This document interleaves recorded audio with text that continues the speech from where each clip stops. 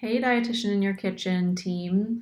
You just finished your third week of the Eat More Fruits and Veggies Challenge. Congratulations, you're almost halfway there, well on the road to solidifying your new habit. But I bet that for most of you, you are already feeling like getting all of your servings is part of your daily routine. So keep up the good work. We had a question from one of you regarding half of a serving, which is a great question. The best way to deal with half of a serving is to add up the halves. So maybe you have a couple of leaves of lettuce on your sandwich, and that's great, but you don't feel like it actually amounts to a full serving. Make a mental note of that, and then if you ate, for example, a few carrot sticks or something like that for a snack later in the day, check off on the app that you had a full serving after you have those carrot sticks. If at the end of the day you have eaten the few lettuce leaves on your sandwich but didn't complete a full serving, consider it a bonus. Give yourself a pat on the back for exceeding your goal by that extra half of a serving. If you have any questions, again, as always, please direct message me on the app at @AnnFood or send an email to team@thefoodstand and I'll address it in next week's video.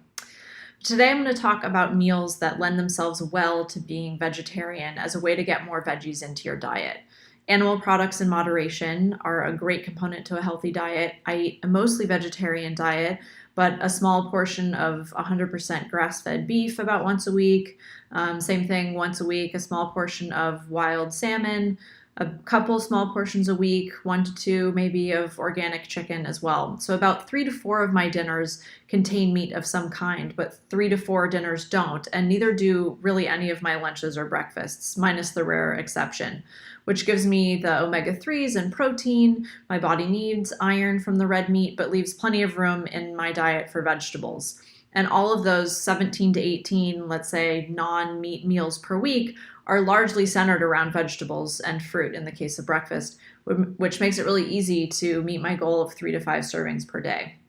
My non-meat, non-fish meals tend to be types of foods that one could make with meat, but you certainly don't need it. And that's the trick to not feeling like you're depriving yourself. If you're used to eating a steak and mashed potatoes and broccoli, and suddenly the steak is missing off of your plate because you're trying to focus more on the broccoli, you might feel like you're missing out. But let's say you have something like tacos, many delicious seasonings on there, rice, beans, you'll probably feel pretty good about roast squash and avocado slices in that tortilla and not miss shredded chicken, for example, as much. And there you found an extra serving of vegetables without hardly even trying. A recipe for those squash tacos can be found at the URL below at the bottom of the screen, or you can go to my blog, annfood.com, ANNEFOOD.com, and hover over the archive link, click on search, and type in tacos, and they'll pop up.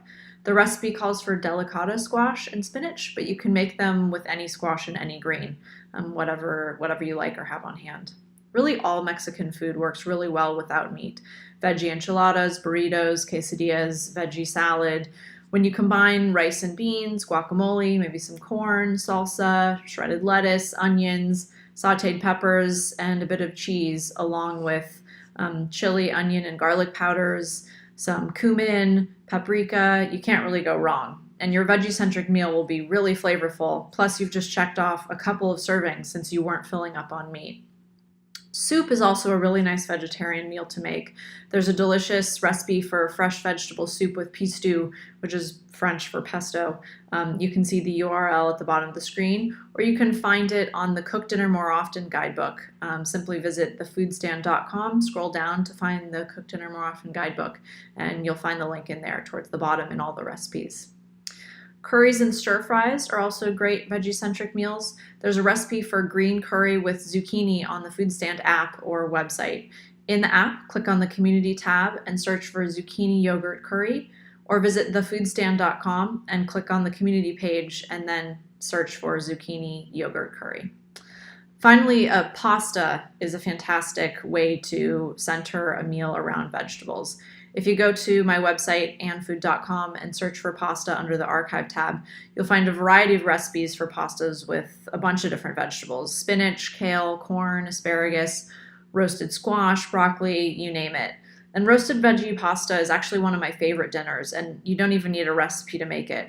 You cut up all sorts of vegetables, whatever you like: broccoli, carrots, onions, turnip, squash, sweet potato, into pieces. Toss it with olive oil, sea salt, and black pepper on a sheet pan and roast it at 425 degrees until tender and starting to brown.